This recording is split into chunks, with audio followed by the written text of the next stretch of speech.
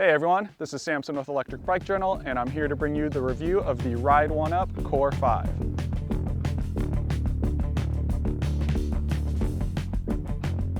This is a Class 3 electric bicycle with pedal assist up to 28 miles per hour, and there is a thumb throttle that'll get you up to 20 miles per hour. It has an integrated and removable 48-volt 10.4 amp hour battery, and converted to watt hours, that is a 500 watt hour battery. It has a 750 watt rear hub motor with 60 newton meters of torque. There is a cadence sensor that will sense when you are pedaling the bike to give you that pedal assist. It is equipped with a Shimano 7-speed drivetrain with a 44-tooth front chainring and an 1132-tooth cassette in the rear. It has Tektro 160mm mechanical disc brakes on the front and the rear, and those are on 27.5-inch wheels, which have 27.5 by 2.2-inch Kenda Kwick 7.5 puncture-resistant tires. On the bars, there are ergonomic hand grips, and that is also where you're going to find your black and white display where you can choose your pedal assist level, see your speed, the battery readout, an odometer, and also a watt readout. The thumb throttle is going to be found right underneath that display. This is a heavy-duty alloy frame with all the electronical wires locked internally. The estimated range on this bike is 20 to 40 miles, and that's going to depend on your pedal assist level, the terrain, and your rider weight. The bike comes in weighing at 49 pounds with a price point of $1,195. Let's take you on a ride to give you a little on-bike experience and to show you some of the features. Doing some test riding today on the Ride1up Core-5. Got a pretty good day, had to run some errands, so thought it'd be a good day to put some miles in on this thing. I've already gone like 7 miles and got there about only 5 minutes slower of what it would have taken in a car, which is pretty awesome in my opinion. It's nice to go out and get a little pedal. Found myself a good bike path that I can cruise on and not have to worry about the cars. Right now I'm just cruising in pedal assist 2, going 19 miles per hour, and very easy pedal. Not really very strenuous at all, but still going 19 miles an hour, which is good. Since we're at a light, got a car next to me. When it turns green, let's see if I can beat them up to at least the next sign. Let's go. It's always fun to drag race people. They get super confused when you're going so fast. Look at that, still ahead of them. Boosted it up to pedal assist 5 to take us to 28 miles an hour. Right now I'm in the second to hardest gear and still at a conversations pace, with my breathing at least, and still ahead of this car. We're pretty much keeping up with traffic. And I am all about this if I'm just doing shorter rides where I don't need to conserve the battery as much. Feels good to go as fast as the cars. This bike holds up well. It's got 27.5-inch wheels with 2.2-inch tires on there. It's got some good rolling on it. Oh, there we go. Just a little fun for everyone. All right, we'll get back up to speed.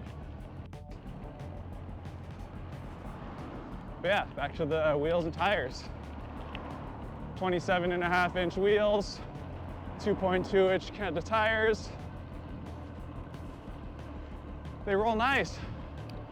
They're fast. They handle pretty well. And I have them aired up pretty high right now, so they are a little bumpy, so when I hit all these potholes and whatnot. But when it gets to hills, I feel like it's geared a little too hard for the hills. But I really, like, for this stuff, just going flat, it's great. Sometimes on the hills, it's a bit hard. It's like you're really trying to push, and then you gotta go in a much higher pedal assist mode than you would need if you could just pedal a little better. But this thing, it Pedal assist 3. I'm in 4 out of 7 of the gears right now.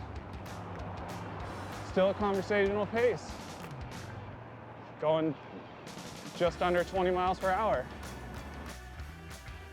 One of the options on the LCD screen computer here is it tells you how many watts the motor is putting out. It's kind of fun to see.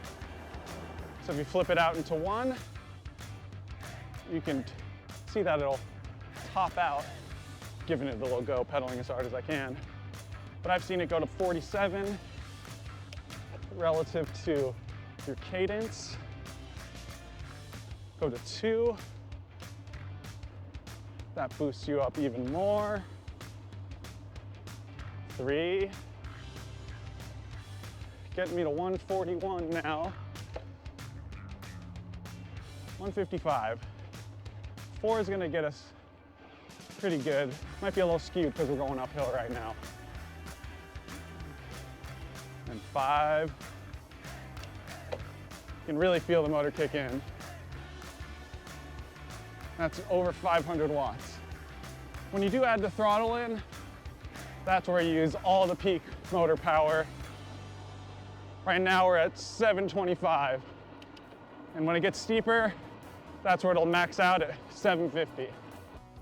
So I've taken it to a little hill. Show you what I mean about the gearing. So I am in the easiest gear right now, and yes, this is a steep hill, but in the easiest gear. This is very hard.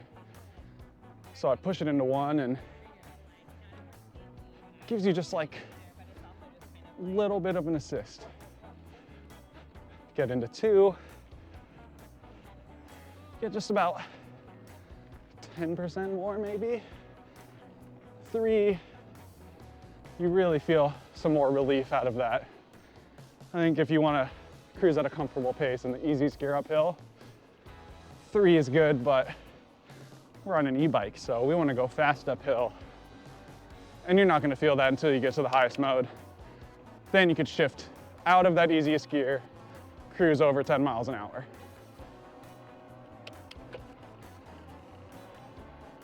Yeah, it's a lot of work to get up a hill on this bike without any assist, but coming in at 49 pounds, it's not that heavy. I just believe it's that gearing. A little too hard on that front chainring. The bike is comfortable and does have a good downhill feel to it. The upright seated position is cool. You get to see everything, and the ergonomic grips feel nice on your hands. It comes with Shimano Tektro mechanical disc brakes, and I've had no issues with them besides some squeaking that we are going to remedy in another video. But for now, I'll give you a little brake test. Going 23. Yep. Stop's good.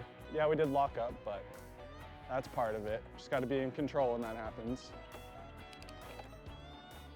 But when you're just holding the brake a little bit, we get a little squeak. That's something we can take care of later. But for now, we'll ride. Here is what we liked about the bike. We love the style of the bike.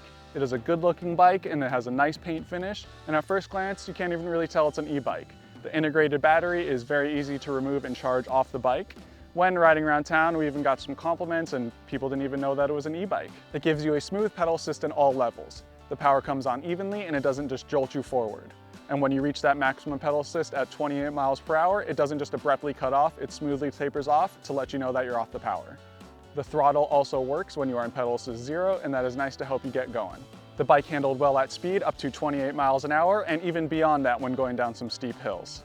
We like the wheel spec with 27.5-inch wheels and 2.2-inch tires. They really roll well on the concrete and they absorb some of those shocks and bumps in the road. The upright seated position is comfortable and the ergonomic hand grips give you a nice feel on the bar. The price point is a great value on this bike. Coming in at just over $1,000, you were getting a lot of great things in this package. You get a powerful 750-watt rear motor and a comfortable bike that gets you enjoying all the benefits of an e-bike. Here are some things we didn't like about the bike. There's more of a build process with this bike. The fork in the handlebars needs to be installed, and for the less mechanically skilled, that might be a little above their pay grade. There are some nice videos online and show you how to do it, but these are definitely some things you want to do right, and the less mechanically skilled may not be up for that task. This bike also doesn't come with a headlight, taillight, or fenders, but that does keep the price point down. If those are things that you're looking to get aftermarket or you don't need at all, then you are good to go. The Shimano thumb shifters weren't the most intuitive to learn. You have to lift your thumb over to shift, and most other ones you can shift with your thumb underneath. That keeps it a little easier and a better grip on the bars. The gearing is a bit hard for hilly areas. The 44-tooth front chainring and the 1132 cassette was a bit hard to pedal when you're on the steep stuff.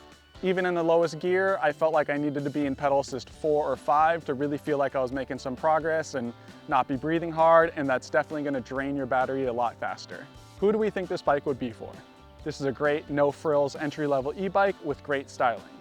For just over $1,000, the Core-5 is great value. Someone who lives in flat terrain looking to commute, run some errands, or even go out for a nice spin will really like this bike. When it comes to the steeper stuff, the higher gearing makes it a little more difficult. You're going to be in a higher pedal assist level, and that is going to drain your battery more. The casual cruiser will like this bike as well. The strong 750-watt motor delivers smooth, even power, and it is not intimidating. But when you need to get up to speed, it can get you there. It was a lot of fun to ride around town and run some errands on, and everyone that rode it had a great time. Thanks for watching this video, and if you have any questions about this bike, leave a comment below. Also, don't forget to subscribe to our channel as we have a lot more coming up.